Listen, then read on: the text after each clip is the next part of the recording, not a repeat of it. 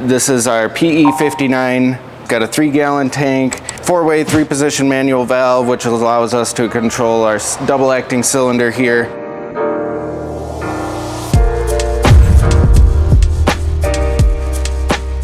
So to run this, you just turn on the switch. Now it's active. We're able to push the pendant to start it. We have our manual valve pushed in the direction of the advancing port of the cylinder. So we can just give it a go.